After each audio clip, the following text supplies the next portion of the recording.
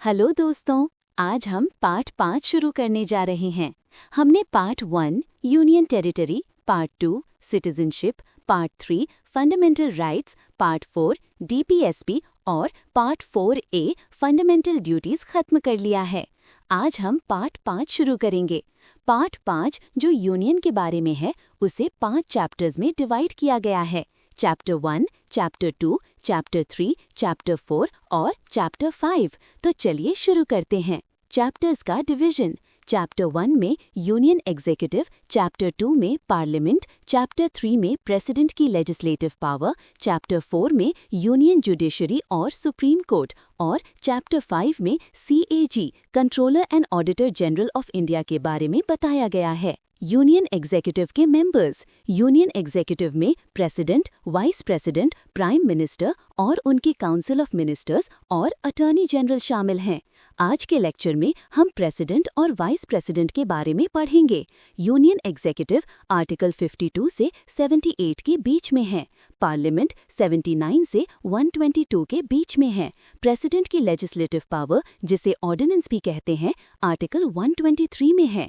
Union judiciary यानी supreme court article 124 से 147 के अंतर्गत है। CAG आर्टिकल 148 से शुरू होकर 151 तक चलता है, जो कॉन्स्टिट्यूशन के पार्ट 5 का आखिरी आर्टिकल है। प्रेसिडेंट आर्टिकल 52 से 62।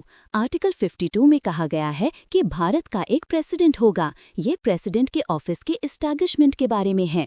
आर्टिकल 53 में यूनियन की एग्जीक्यूटिव पावर के बारे में बताया गया है। यूनियन की एग्जीक्यूटिव पावर प्रेसिडेंट में वेस्टेड होगी और वो सभी डिफेंस फोर्सेस के सुप्रीम कमांडर भी होंगे, यानी युद्ध डिक्लेयर करना हो या रोकना हो, ये सब प्रेसिडेंट के नाम पर होगा। प्रेसिडेंट का इलेक्शन आर्टिकल 54। आर्टिकल 54 प्रेसिडेंट के इलेक्शन के बारे में है, जिसमें इलेक्टोरल कॉलेज के बारे में बताया गया है।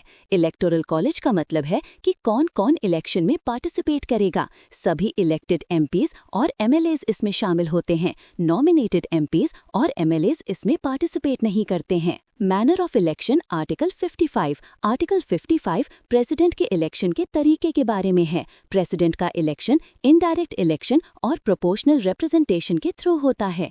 इनडायरेक्ट इलेक्शन का मतलब है कि भारत के लोग डायरेक्टली प्रेसिडेंट को वोट नहीं करेंगे, बल्कि उनके रिप्रेजेंटेटिव्स प्रेसिडेंट को इलेक्ट करेंगे। इसमें proportional representation plus single transferable vote का यूज होता है। सीक्रेट बैलेट से वोटिंग होती है, यानी आपको अपना प्रेफरेंस किसी को दिखाना नहीं है।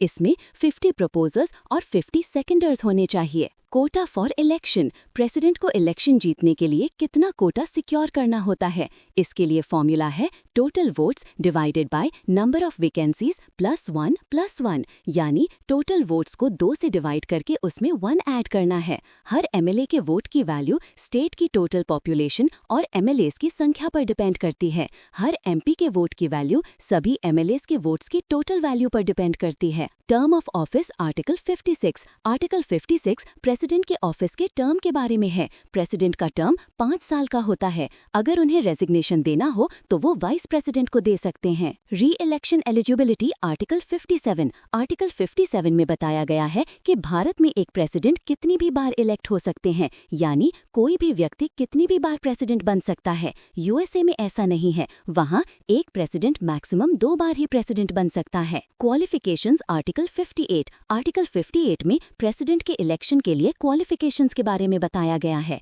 प्रेसिडेंट बनने के लिए व्यक्ति को भारत का नागरिक होना चाहिए, उसकी एज 35 साल होनी चाहिए और उसको लोकसभा का मेंबर बनने के लिए क्वालिफाइड होना चाहिए। उसे किसी भी ऑफिस ऑफ प्रॉफिट पर नहीं होना चाहिए। Conditions for office article 59। Article 59 president के ऑफिस के कंडीशंस के बारे में है। प्रेसिडेंट किसी भी हाउस ऑफ पार्लियामेंट या स्टेट लेजिस्लेचर का मेंबर नहीं होना चाहिए। अगर वो है तो प्रेसिडेंट इलेक्ट होते ही उसे उस पोस्ट से रिजाइन करना होगा। ओथ और अफर्मेशन आर्टिकल 60। आर्टिकल 60 प्रेसिडेंट के ओथ या अफर्मेशन के बारे में है। प्रेसिडेंट को चीफ जस्टिस ऑफ इंडिया के सामने ओथ लेनी होती है। Impeachment article 61। आर्टिकल 61 प्रेसिडेंट के इम्पीचमेंट प्रोसीजर के बारे में है। इम्पीचमेंट का मतलब है प्रेसिडेंट को उनके पोस्ट से रिमूव करना। प्रेसिडेंट को रिमूव करने का ग्राउंड है violation of constitution. Vacancy in office article 62। Article 62 में प्रेसिडेंट के ऑफिस में वैकेंसी फिल करने के बारे में बताया गया है। वैकेंसी डेथ, रेजिग्नेशन, रिमूवल या टर्म कंप्लीशन की वजह से हो सकती है। Pardoning power article 72।